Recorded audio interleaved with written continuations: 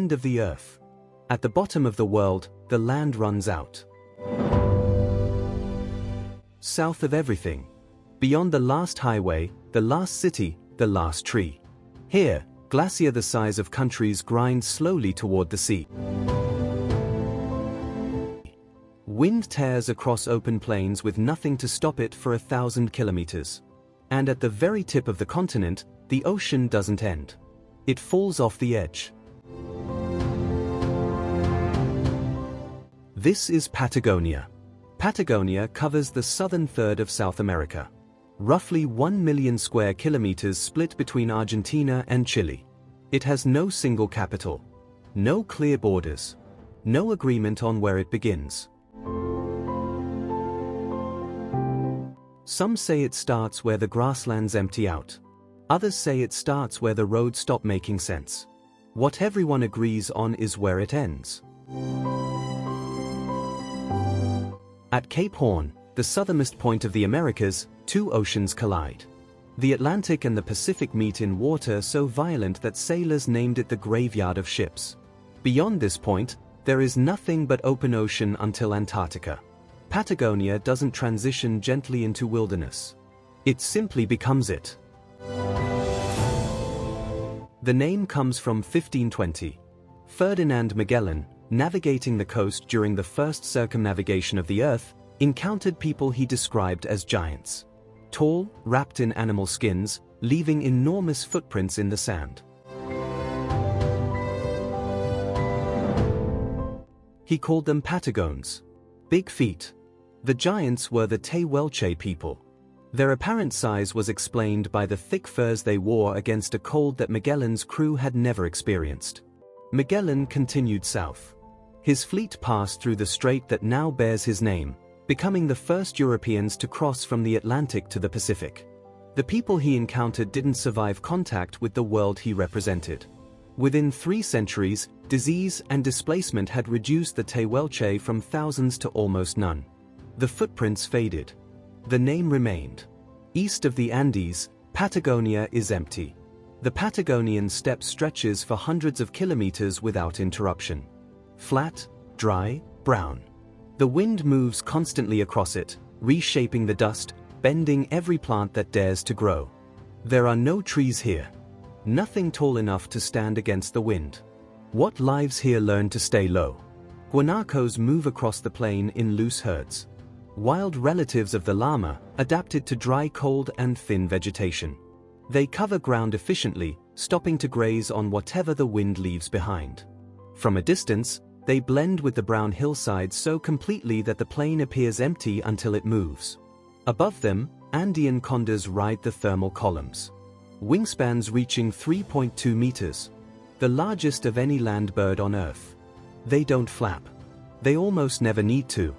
The wind does the work, lifting them to heights where the steppe below looks like a map. A condor can soar for hours without a single wing beat, covering hundreds of kilometers in a day. Their eyesight is estimated to be 8 times sharper than a human's. They descend slowly. Deliberate. Nothing about a condor is rushed. Then there are the ones that hunt.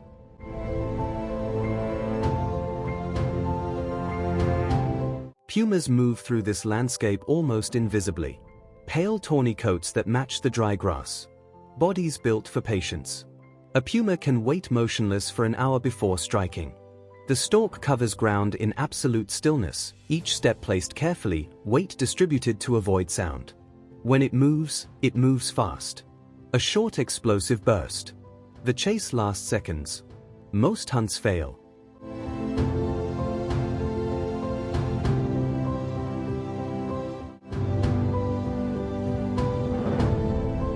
The guanaco is faster in open ground. The puma's advantage is the ambush, and ambushes require terrain. Out on the flat steppe, the odds shift. But in the broken ravines and rocky outcrops near the Andes foothills, pumas find their edge. Where the steppe ends, the mountains begin without warning. The Torres del Paine massif rises from the flat plain as if placed there deliberately. Granite towers climbing straight from the ground. No foothills. No gradual ascent. Just stone, vertical, immediate. The 3 central towers are the defining image. 3 separate columns of granite, shaped by glacier that carved them from below and frost that cracked them from above. The tallest reaches 2,850 meters. The rock is over 12 million years old. At dawn, clouds often sit below the summits. The towers emerge from the gray, their orange granite catching the first light while the valley floor remains in shadow. The effect lasts minutes. Then the light moves, the clouds shift, and the towers become something else entirely. Weather in Torres del Paine operates on its own logic. 4 full seasons can occur within a single day. Morning brings clear skies and calm. By noon, wind has arrived. By afternoon, horizontal rain. By evening, sun again. Trekkers carry waterproofs at all times. Not because rain is likely. Because everything is equally likely. The wind is the constant. It arrives from the southwest, funneled between the Andes and the ice fields, with nothing to slow it across the steppe. Gusts have been recorded above 150 kilometers per hour inside the park. Sustained winds that can knock a person sideways.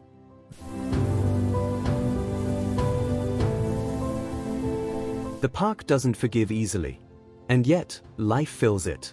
Rheas stride across open ground on powerful legs. South American birds, flightless, standing nearly 1.4 meters tall.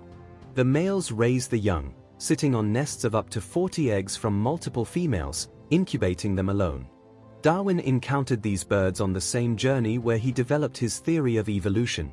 He initially dismissed the smaller Patagonian rhea as a juvenile of the larger species. By the time he realized his mistake, his crew had already eaten the specimen. He gathered what remained of the bones and feathers and named the smaller species after himself. Above the valley floors, the gray fox picks through rocky ground. Opportunistic, unhurried, watching.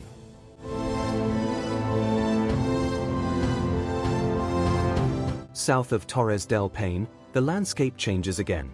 The southern Patagonian ice field covers 12,363 square kilometers. The second largest continuous mass of ice outside the polar regions. It feeds 48 major glaciers. Rivers of ancient compressed ice moving slowly toward lower ground, carving into lakes and fjords, releasing water that has been frozen for thousands of years. From above, the ice field looks static. From the edge, it is anything but. Ice moves. It groans. It cracks. It shifts in ways that are visible if you watch long enough. Crevasses open without warning. Seracs, towers of ice standing along glacier edges, topple under their own weight. The ice is blue. Not metaphorically. Deep compressed ice absorbs every wavelength of light except blue. The older and denser the ice, the deeper the color. Ancient glacial ice glows with a blue so saturated it doesn't seem natural. The Perito Moreno Glacier is the most visited in Patagonia. Not because it is the largest. Because it is doing something the others are not. Most glaciers on Earth are retreating. They have been for decades, losing mass faster than accumulation can replace it. Perito Moreno is stable. The glacier advances between 1 and 2 meters every day at its leading edge. At the same time, its terminal face carves into Lake Argentino. The advance and the loss remain roughly balanced. The result is a moving wall of ice over 5 kilometers wide and 74 meters above the lake surface, constantly shedding material in a process that never stops. Chunks the size of buildings break from the face. The sound arrives seconds after the collapse. A deep concussive crack, followed by the roar of falling ice and the surge of waves spreading across the lake. Every 2 to 4 years, the glacier advances far enough to dam a narrow channel between 2 sections of the lake. Water pressure builds on one side for months. Then the ice dam ruptures. The rupture is spectacular. The tunnel collapses into the lake in a progression of explosions that can last for hours, sending ice and water cascading through the channel. Thousands gather to watch when the rupture is imminent. The timing cannot be predicted precisely. Sometimes people wait 3 days. Sometimes it happens the first morning.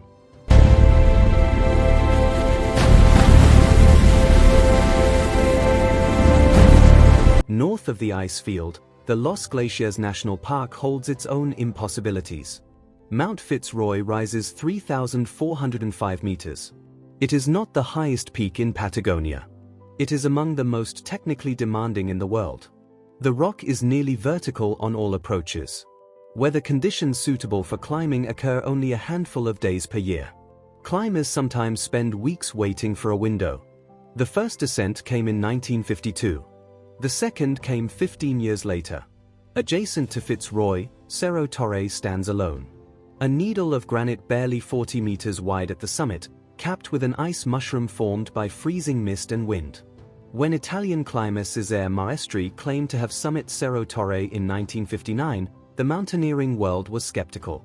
The peak seemed beyond what was technically possible at the time. Maestri's climbing partner, who might have confirmed the ascent, died during the descent. The claim was never verified. The debate lasted decades. Cerro Torre kept its secrets.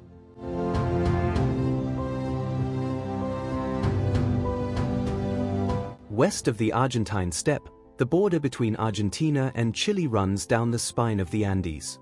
Cross it and the landscape changes immediately. Chilean Patagonia is wetter. The Andes intercept Pacific moisture, dumping it on the western slopes and keeping the Argentine side dry.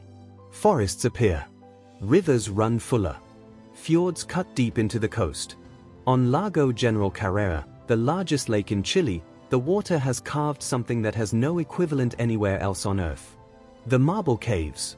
Over 6,000 years, wave action has hollowed chambers into a peninsula of solid marble. The rock swirls in white, gray, and blue, polished smooth by water. The caves are accessible only by boat.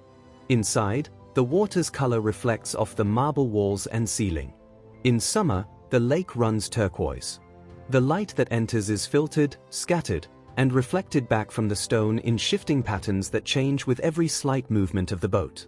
In winter, snowmelt turns the water darker and the caves change color completely. The ceiling is inches above the waterline in some chambers. The boat glides silently between walls that took 6,000 years to shape. Nothing inside suggests it belongs on this planet. Patagonia's coastline runs for thousands of kilometers, battered by wind, cold, and southern swells. It is one of the most productive marine environments on Earth.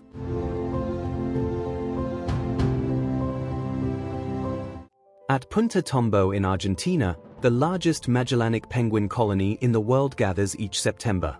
Over 200,000 pairs return to the same burrows they used the previous year. Penguins recognize their mates by voice. In a colony of 400,000 birds producing constant noise, a returning penguin locates its partner within minutes. They arrive from the north, where they spent winter at sea, and return to the exact same burrow, the exact same partner, sometimes for over 20 years. The chicks are born in October. Both parents take turns at the nest while the other hunts at sea. By February, the chicks are ready. The colony dissolves back into the ocean. By March, the beaches at Punta Tombo are empty.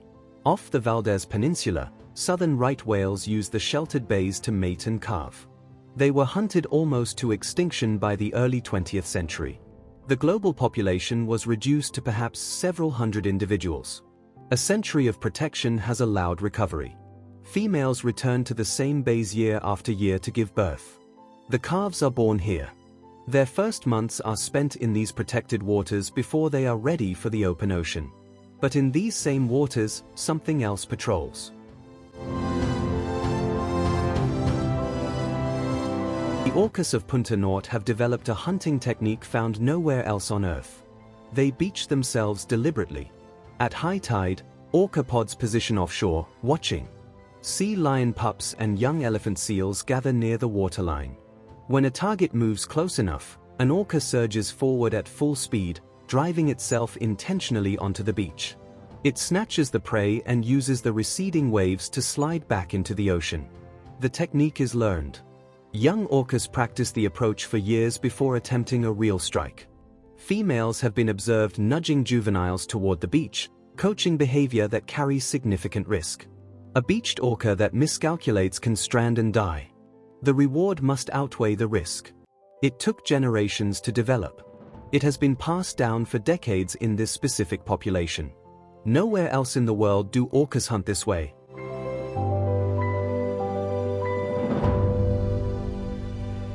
South of the Strait of Magellan, the continent fractures. The landmass breaks apart into islands, channels, and fjords that continue for hundreds of kilometers. This is Tierra del Fuego, the land of fire. Magellan named it for the fires he saw burning along the shore as his fleet passed through. The Selknam and Yaghan people, who had lived here for 10,000 years, burned fires constantly against cold that Magellan's crew could barely tolerate. The Yaghan wore almost nothing. No heavy furs. Their bodies had adapted over millennia to generate extraordinary internal heat. They smeared animal fat across their skin and built fires in their canoes, tending them carefully as they traveled through some of the coldest and most violent waters in the world. When Europeans arrived, they brought diseases against which the Yaghan had no immunity. Within 1 century of sustained contact, thousands became dozens. The last fully fluent speaker of the Yaghan language, Cristina Calderon, died in 2022. She was over 90 years old. A language spoken for 10,000 years in these channels. Gone in 2 generations. The fires along the shore are long out. At the southern end of Tierra del Fuego, where the mountains drop into the Beagle Channel, a city exists.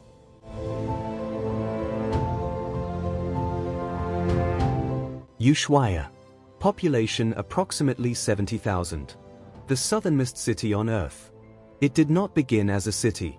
It began as a prison. In 1884, Argentina established a penal colony here for its most dangerous criminals. The location was the punishment. No walls were needed when the surrounding terrain was impassable and the sea was lethal. Prisoners built the infrastructure of the town. The railway that carried timber from the forests. The roads. The early buildings. The prison closed in 1947. The city remained. Today, Ushuaia is the departure point for Antarctic expeditions. Ships leave from its harbor in growing numbers every year. Tourists come to stand at the edge of the world and look south. The sign in the harbor reads, El fin del mundo. The end of the world. From here, the next significant landmass south is the Antarctic Peninsula. Roughly 1,000 kilometers across the Drake Passage. The Beagle Channel runs east-west for 240 kilometers, separating Tierra del Fuego to the north from Chilean islands to the south. It is named for HMS Beagle, the ship that carried Charles Darwin through these waters between 1831 and 1836. Darwin spent time ashore in Tierra del Fuego. He observed the Yaghan. He was unsettled by them in ways his later work would make sense of. He had expected to find primitive people. Instead, he found people superbly adapted to one of the most hostile environments on Earth. What he couldn't yet articulate on that voyage, he would spend the rest of his life working out. The channel today carries cruise ships, research vessels, and small boats navigating between fjords flanked by snow-capped mountains and hanging glacier. Dolphins follow the wakes of ships. Albatrosses glide above. Cormorants line the rocky shores. At the end of the channel, where it meets the open sea, the Drake Passage begins. There is a specific point where the Americas end.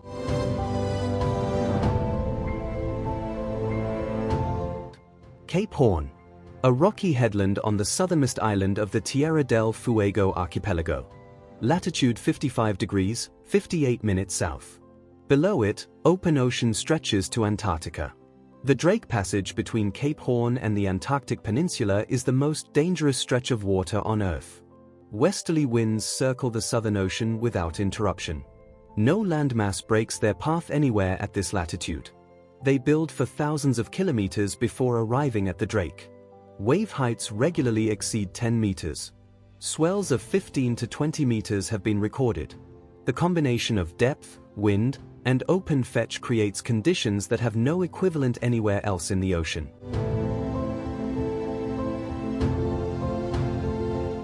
Before the Panama Canal opened in 1914, Cape Horn was the only route between the Atlantic and Pacific for large ships. Every merchant vessel making the transit accepted the risk. Over 500 recorded shipwrecks lie in these waters.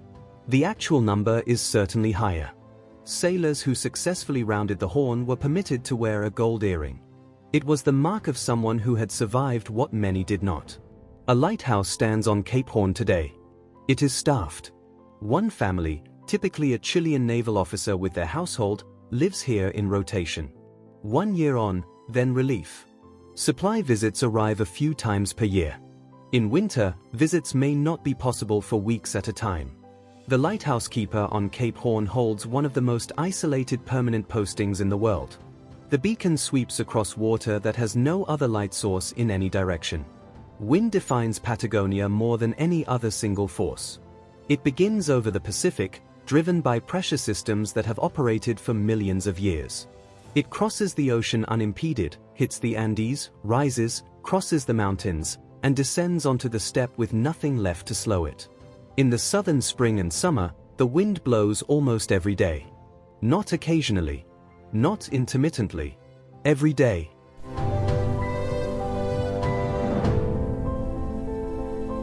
Trees in Patagonia grow horizontal. Those that survive are the ones whose branches learn to bend away from the prevailing direction. The result is entire forests leaning east. A natural compass visible from the road. Roads here require a different kind of driving. At certain speeds and angles to the wind, a car can be pushed sideways. Trucks have blown over. Cyclists cross Patagonia as a challenge. Routes that would take days in calm conditions become weeks when fighting 80 km/h headwinds. The wind carries Patagonian dust. It strips topsoil from the steppe and deposits it far into the ocean. This mineral-rich dust fertilizes phytoplankton blooms hundreds of kilometers offshore. The wind that strips the land feeds the sea. Patagonia is one of the least populated regions of its size on Earth. The Argentine portion has fewer than 2 million people across an area larger than France and Germany combined. Much of it has never been systematically surveyed. New species are still being described from its forests and fjords. In 2018, a previously unknown population of blue whales was recorded in Chilean Patagonian waters. The largest animals on Earth. Hiding in fjords too remote for researchers to survey regularly. The Patagonian ice fields are retreating. Glaciers that were stable for centuries are accelerating. Lakes are growing where glacier once reached. The landscape is changing faster now than at any point in recorded history. In 50 years, the Perito Moreno Glacier may look entirely different. What remains of the Yaghan language exists now in recordings and archives. Cristina Calderón is gone. There is no one left who grew up speaking it. The Tehuelche footprints have been gone for a long time. The fires are out. The glacier are moving. Patagonia has always been defined by forces larger than anything living within it.